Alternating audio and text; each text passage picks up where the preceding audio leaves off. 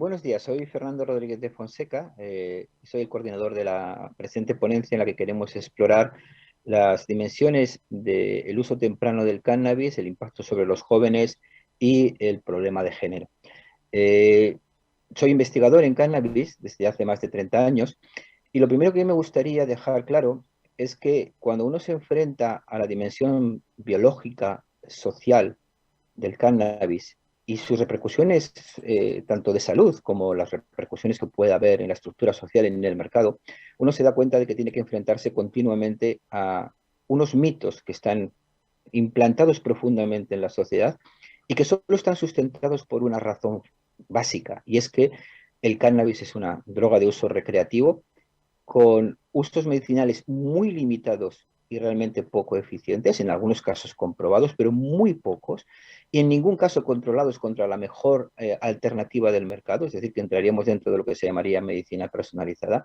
Y esto ha hecho que luchar contra, diríamos, el uso, legalización y control de los efectos adversos que puedan derivarse del consumo de cannabis se haya convertido en una tarea realmente muy compleja y que solo se puede abordar desde el rigor científico, algo que falta completamente en el discurso de todos aquellos que giran en torno a los beneficios que produce el cannabis en términos económicos, fundamentalmente. Es decir, el cannabis está en la sociedad porque es una sustancia de uso recreativo, se ha desarrollado una industria a su alrededor.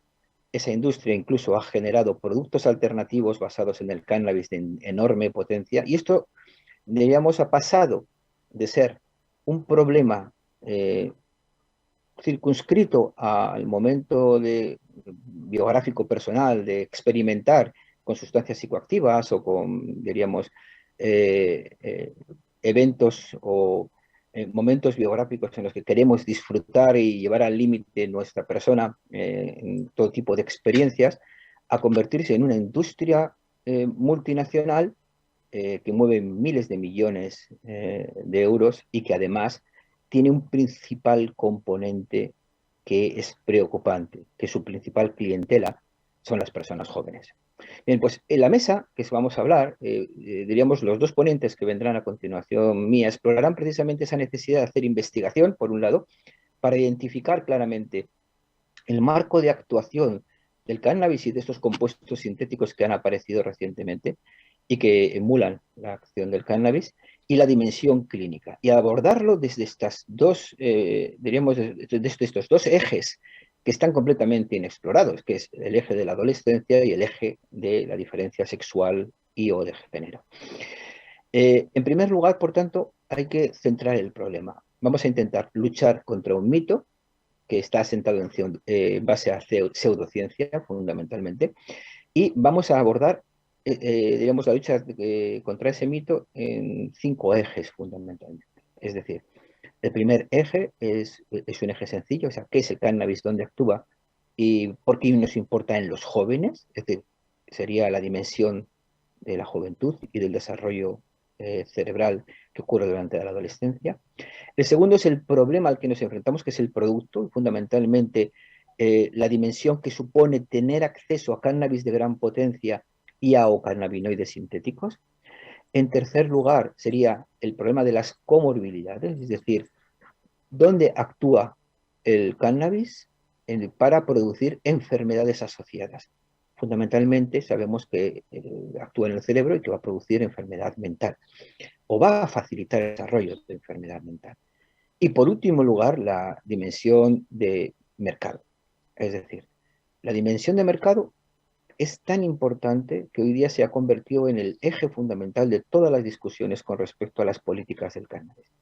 Y si estos 4 ejes, que son bien conocidos, los unimos a la dimensión de género, que nunca ha sido estudiada, lo que tenemos es un cóctel perfecto para una tormenta perfecta. Vamos a empezar punto por punto. El primer punto corresponde a el hecho de que el cannabis impacta en el desarrollo cerebral.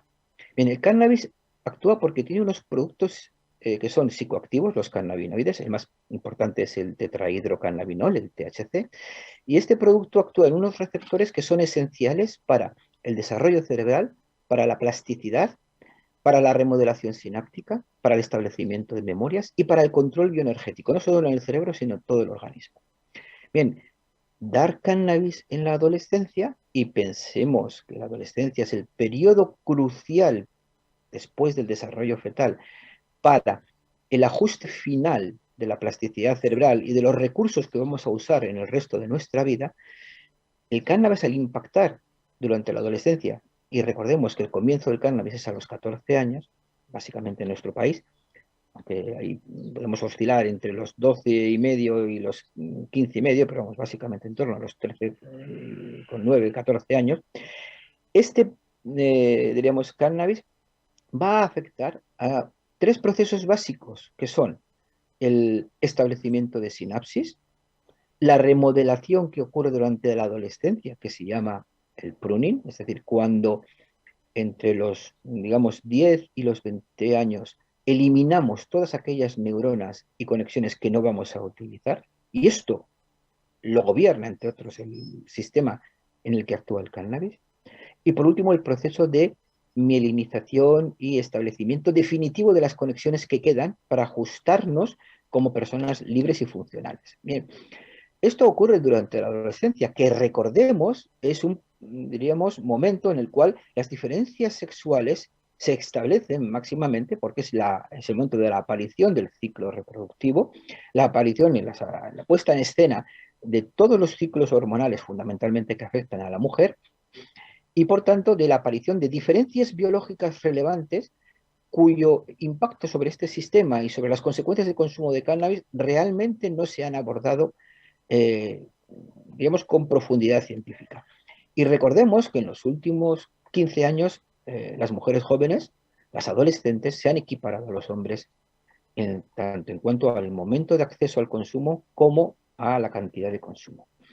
Por tanto, tenemos un grave problema porque, según nuestro conocimiento de la enfermedad mental, ya veremos en el punto en que la abordaremos, tiene diríamos, unas tres pilares: un pilar genético, un pilar de desarrollo y un pilar biográfico.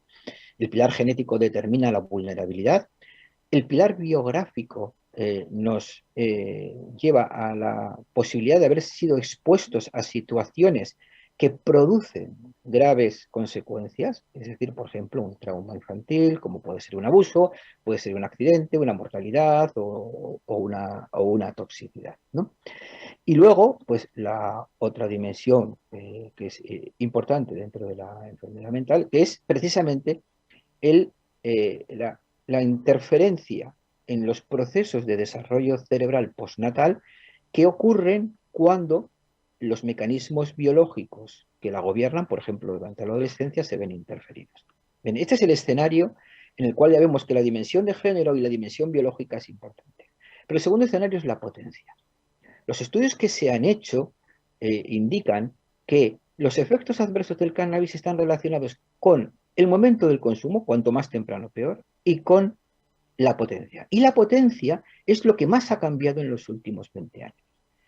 Del cannabis que fumaba la generación Beat, entre un 3 y un 5% de cannabis, 6 como mucho, hemos llegado ya a un cannabis en el mercado que puede superar el 25, incluso llegar al 30% de THC, y que además en el cual se ha eliminado otros cannabinoides potencialmente protectores o que interfieren con la toxicidad del cannabis, como puede ser el cannabinol, el cannabidiol, etc.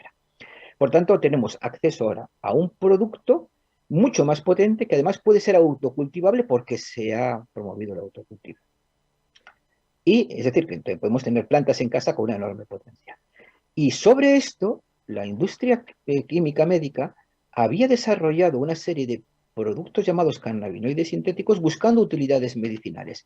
Estos productos pueden llegar a tener entre 100, hasta 100 y hasta 200 veces más potencia que el THC, además siendo agonistas completos, es decir, que son capaces de actuar en el receptor en el que actúa el THC con mucha más eficacia.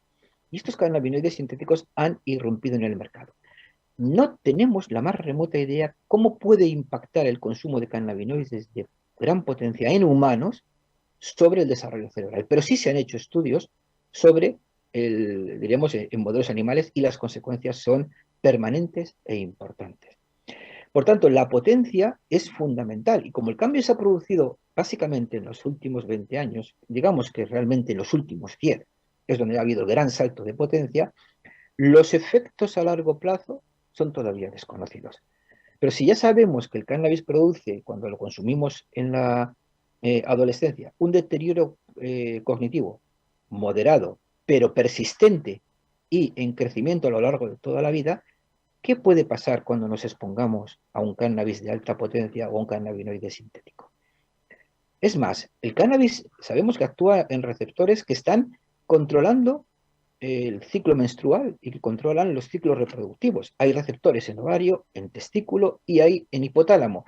Y son capaces de gobernar la secreción de gonadotrofinas y por tanto de hormonas sexuales, de los esteroides sexuales. Si este cannabis de gran potencia actúa en un adolescente que está sufriendo los cambios que le llevan a ser una persona en edad reproductiva, ¿qué puede pasar? Este escenario realmente es realmente desconocido. Siguiente cuestión, las comorbilidades. Las comorbilidades, hoy por hoy, las tenemos centradas fundamentalmente en lo que se conoce del cannabis de mediana potencia a largo plazo y son de naturaleza psiquiátrica. Y fundamentalmente, fuera de toda duda, la aparición o la facilitación de psicosis. Los consumidores de cannabis adolescentes tienen 2,5 veces más posibilidades de desarrollar una psicosis y estos estudios se han hecho con cannabis de baja potencia, pero lo que sí ya sabemos es que cuanto más temprano sea la edad de comienzo y más potente sea el producto que se haya utilizado, y estoy hablando de estudios, insisto, que no han tenido en consideración la irrupción del cannabis de altísima potencia y de los cannabinoides sintéticos. Pero lo que sí sabemos es que esos dos factores, edad y potencia, facilitan la aparición de psicosis. Por tanto, esto es un problema a largo plazo que hay que abordar realmente. Y no tenemos ni idea si esto se ve influido por el género o sexo de las personas, no tenemos ni idea si se puede ver influido por la variedad, la composición o incluso el uso de sustancias concomitantes, como pueda ser el alcohol, que también produce alteraciones en el desarrollo cerebral. Pero lo que sí sabemos es que este fenómeno existe. Y por tanto, los estudios a largo plazo destinados a entender qué es lo que pasa con el nuevo uso del cannabis por los adolescentes son realmente necesarios, pero no hay duda que se facilita la aparición de psicosis. Y esto se oculta sistemáticamente cuando se habla de las políticas de cannabis. El coste familiar de un enfermo psicótico es terrible para una familia. Y no creo que nadie pueda defender la aparición en el mercado de una sustancia de libre acceso capaz de multiplicar por 2 o por 3 la incidencia de psicosis que va a ser o que va a afectar a ese tramo del desarrollo biográfico que es la adolescencia y que va a cortar de raíz, si aparece una psicosis, la biografía posterior de la persona, haciéndola dependiente de por vida. Bien, el siguiente problema es el mercado. Es decir, hemos asistido a una oleada de legalizaciones del cannabis medicinal basadas en un mito.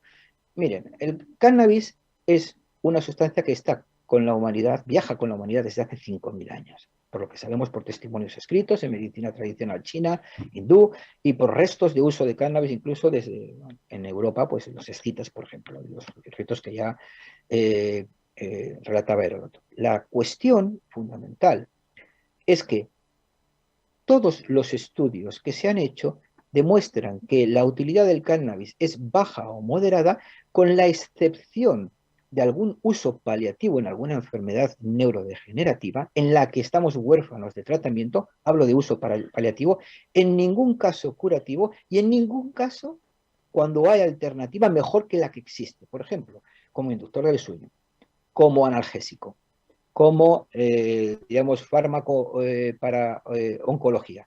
Siempre ha sido una segunda línea y siempre será una segunda línea.